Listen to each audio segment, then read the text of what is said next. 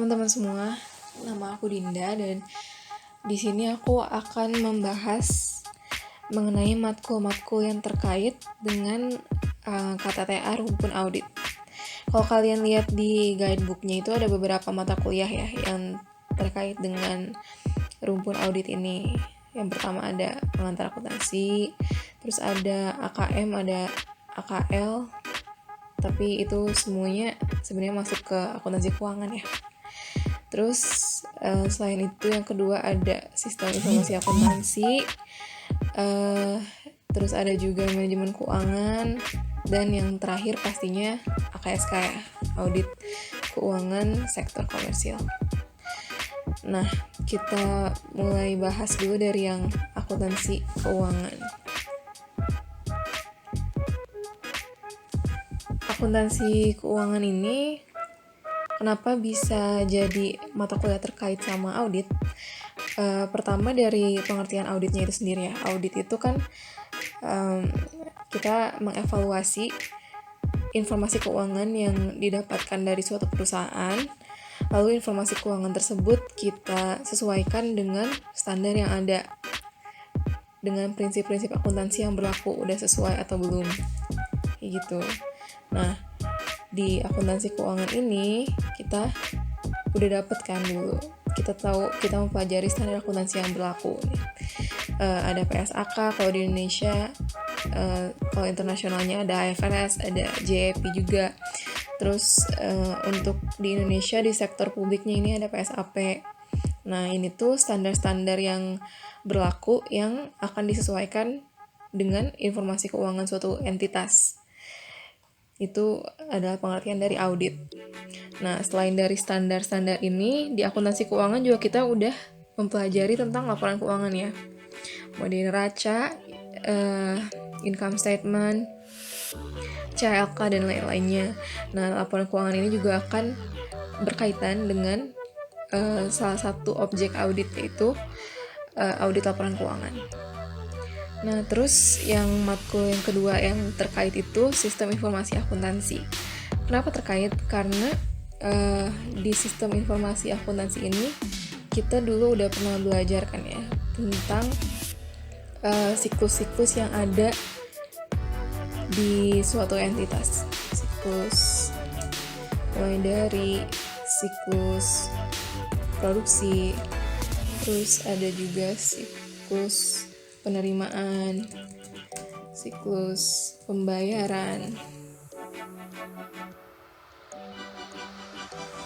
dan siklus-siklus lainnya ya.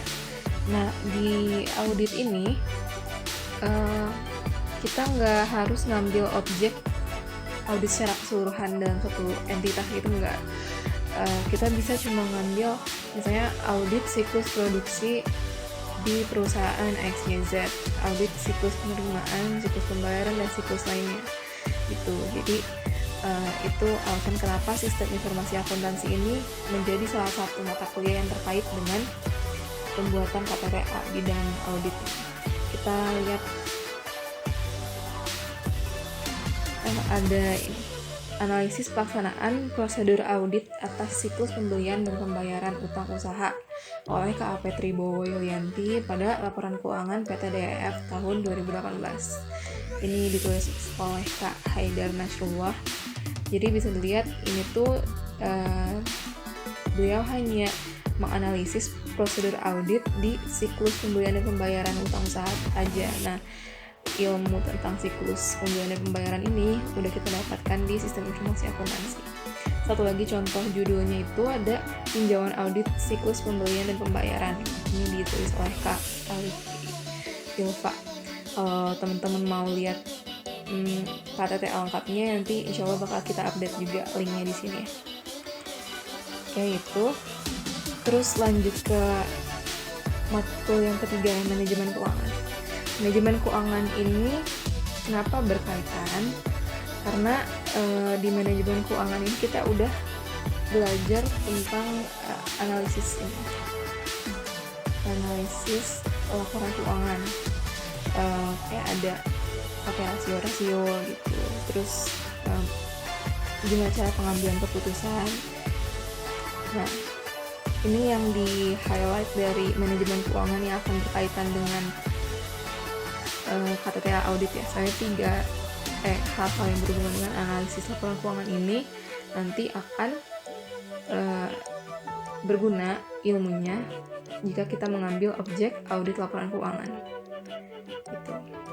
Nah, sekarang ke mata kuliah yang terakhir ya, yang paling berhubungan langsung dengan KTTA audit ini pastinya audit keuangan sektor komersial. Nah, di audit keuangan sektor komersial ini ada banyak yang dapat kita jadikan objek ya. Mulai dari proses audit.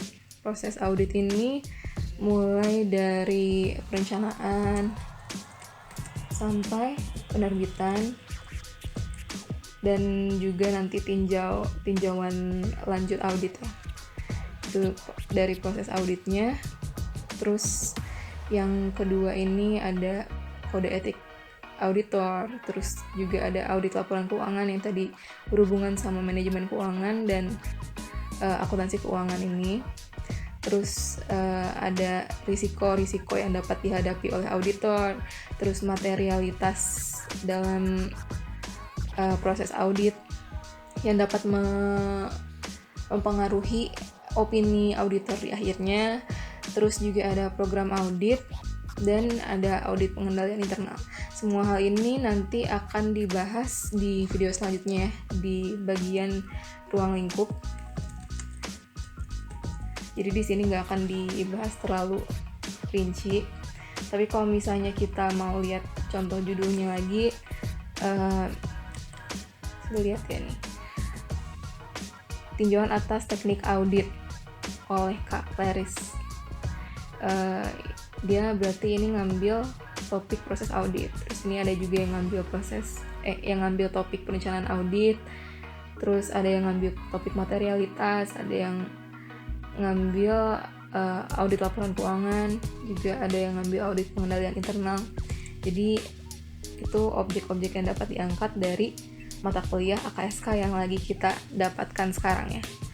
Jadi banyak objek yang dapat diangkat ya, nggak usah takut karena mungkin kelihatannya sulit karena kita belum pernah dapat nih auditnya. Dan jangan dijadikan itu tuh halangan gitu. Justru itu jadi kesempatan buat kita gitu. Kita lagi ongoing juga belajarnya, jadi masih fresh semua ilmu-ilmu yang kita dapat. Terus kalau misalnya ada yang nggak ngerti terkait sama objek KTTA yang kita angkat, nanti bisa langsung ditanyain ke dosen yang lagi mengajar kita gitu. Jadi banyak kesempatan yang bisa diambil gitu dari pengambilan KTTA bidang audit ini. Jadi gitu, nggak usah takut kalau misalnya milih audit ya. Oke, mungkin gitu aja video yang sekarang. Terima kasih.